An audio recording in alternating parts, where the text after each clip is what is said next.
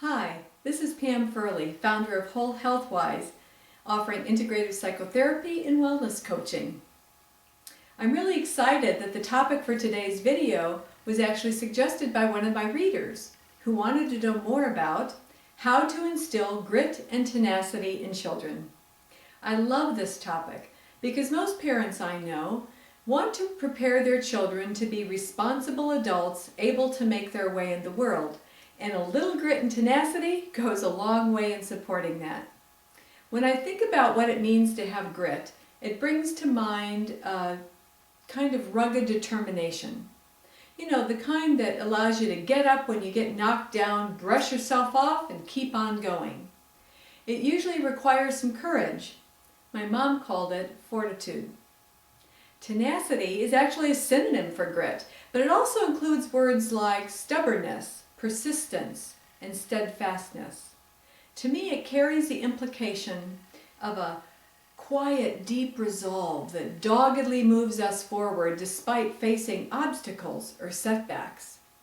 Both grit and tenacity speak of having an internal reserve of strength that kicks in when the going gets tough and allows us to face life's challenges with a can-do kind of attitude.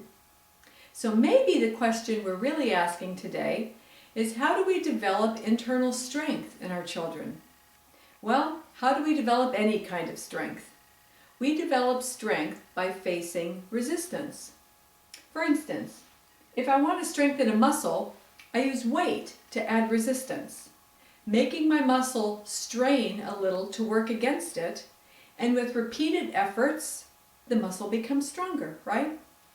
Well, the same principle applies when we're talking about internal muscles like grit and tenacity. I have to struggle a little in the face of life's obstacles to develop the capacity to cope with them well. You know, when my kids were young, we raised chickens, and one of the things that we enjoyed doing every spring was incubating eggs and hatching chicks.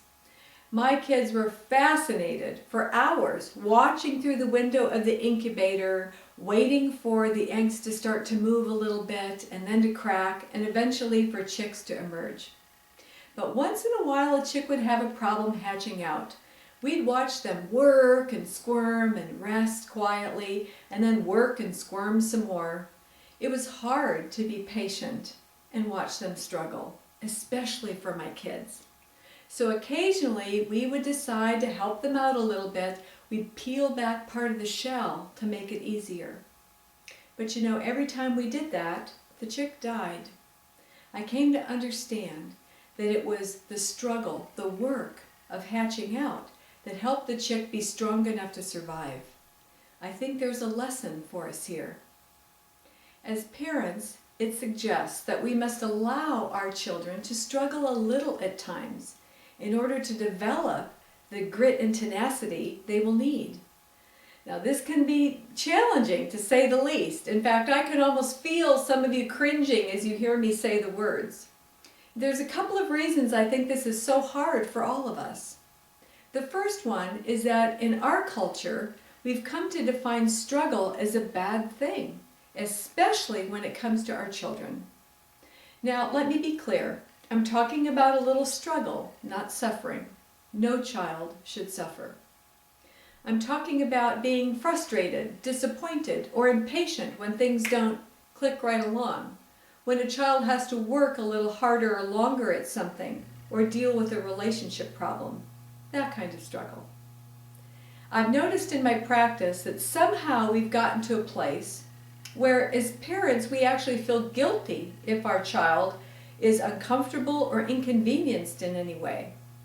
And this can lead to intervening when it really isn't necessary and can rob a child of the opportunity to develop the internal strength and competence they will need later on.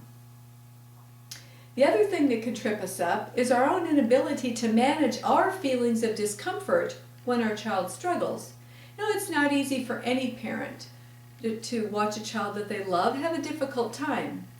But if I can't manage for myself my feelings of anxiety or guilt or emotional upset that may come, then I'm likely to step in to relieve my own discomfort and shortchange my child's experience. This motivation, quite simply, does not serve a child. So the good news is, if you're a parent who wants to instill some grit and tenacity in your children, you can choose a different path. You can choose to see mild struggle as a normal and necessary part of healthy development. You can choose to develop your own family values without succumbing to social or peer pressure. And you can choose to take responsibility for managing your own feelings of anxiety that may come up as you allow your child to grow. So to summarize my ideas about how to instill grit and tenacity in children, I want to leave you with 5 guidelines.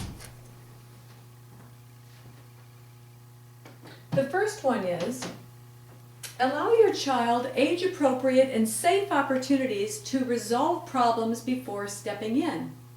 Number 2, when you do step in, involve them in the solution whenever possible so they can have a sense of ownership about the outcome. 3, find and connect with parents of similar values for support and consultation. This is really key, or the road can feel lonely. Number 4, be honest with yourself about your motivation for intervening, whether it's really to reduce your child's discomfort or your own. And lastly, always affirm your child's efforts and successes at exercising their own internal strengths. Those are my thoughts for today, and I'd love to hear yours. I hope you'll leave a comment about your experience of building grit and tenacity, and share this video with other parents that may be interested. Thanks so much for joining me today. We'll talk again soon, and bye for now.